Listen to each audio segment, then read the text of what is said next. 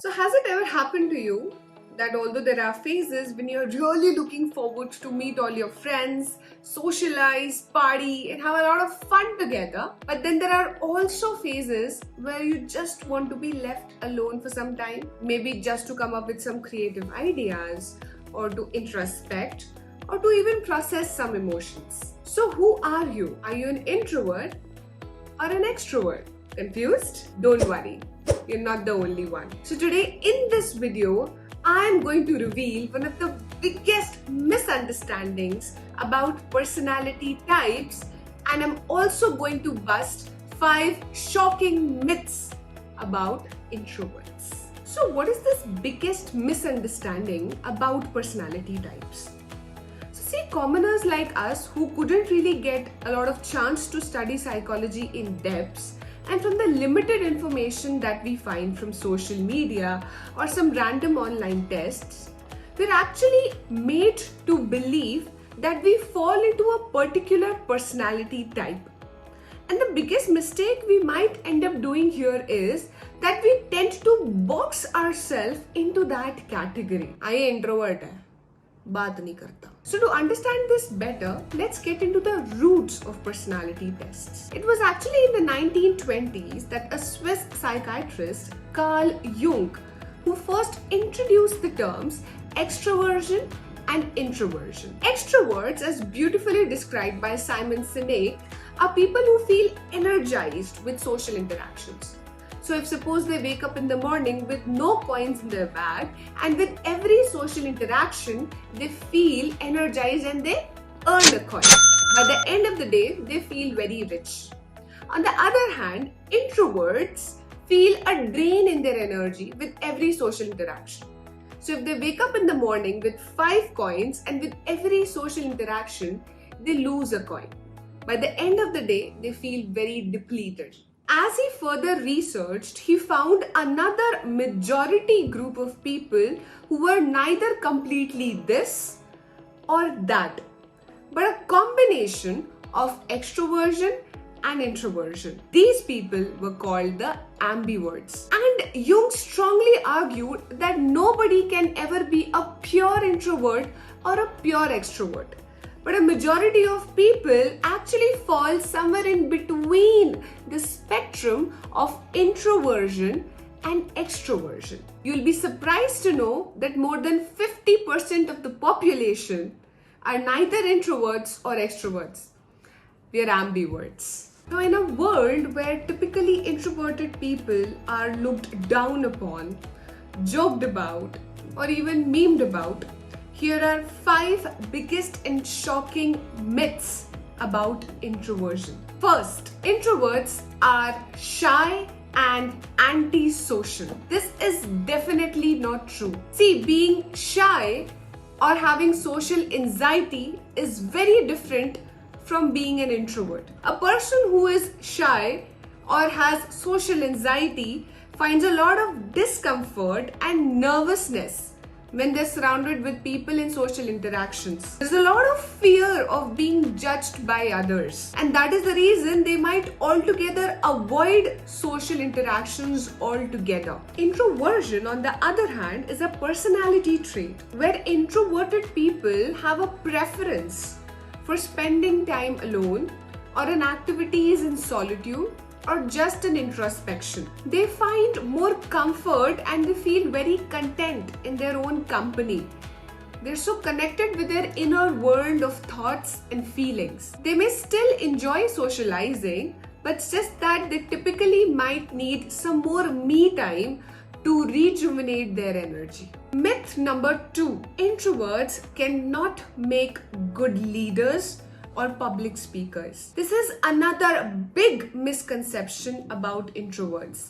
In fact, introverts can make excellent leaders and excellent public speakers. Why? This is because introverts have some superpowers which gives them an advantage over extroverts. First, excellent listening skills. Introverts are very good listeners, and that is the reason they are able to understand someone's perspective and feedback in a much better way. Second is preparation and planning. Introverts plan and prepare before they speak. And that is the reason their presentations can be very well organized and thoughtful. Third, creativity and innovation. Introverts happen to spend a lot of time in solitude, which gives them a great opportunity to come up with fresh perspectives, ideas, and solutions. Remember, creativity usually never takes place in a crowd. Barack Obama, who's known for his charismatic public speaking and his personality as a leader, along with Warren Buffett and Bill Gates, describe themselves having an introverted side where they prefer to spend time alone to recharge their batteries. Myth number 3. Introverted people cannot make good team players. In fact, introverted people can make great team players. How is that possible? So although they might not prefer to do the small talk, introverted people can be really effective communicators when it comes to one-on-one or smaller group settings. Since they are very good listeners, they are able to understand the needs and concerns of others in a much better way. And this helps them in building stronger team relationships. Celebrated successful team players like MS Dhoni, Rahul Dravid, Sachin Tendulkar have all described themselves to have an introvert side. Myth number 4. Introverts are serious and boring. Introverts can have as much fun and can be as interesting as extroverts. It's just that they might prefer different type of activities or not so loud events. Do you really think that people like Ranbir Kapoor, Deepika Padukone, Abhishek Upmanyu or Zakir Khan are serious and boring people? But they've all described to have an introverted side to them. And the last and the most common myth number 5 is that introverts don't like to talk. Wait till they find their favorite people and their favorite topic and they can go on and on and on. It's just that introverted people give more value to deeper connections and understanding over just superficial conversations. So if you would have observed, we all have some extrovert and some introvert sides to ourselves. And that is why it is not really a good idea to label yourself into a particular category. See, personality tests can be really helpful in indicating patterns in your behavior or guiding you in your career.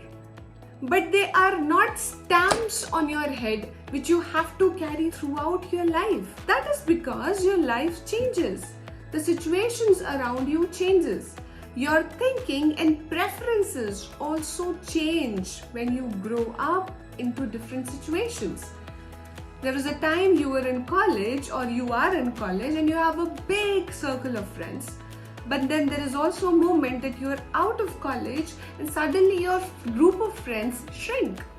Or you move to a new city for work and you don't really know many people around. So instead of putting in a rigid stereotype about your personality and saying that I like doing this and I hate doing that, allow yourself the freedom, the fluidity to do what you really want to do or what is needed from you at that moment. This can not only open up newer opportunities for your overall growth, but you might also stumble upon some great unexplored qualities about your own self. And that is what makes you unique. I hope this video brought a lot more clarity to you about yourself.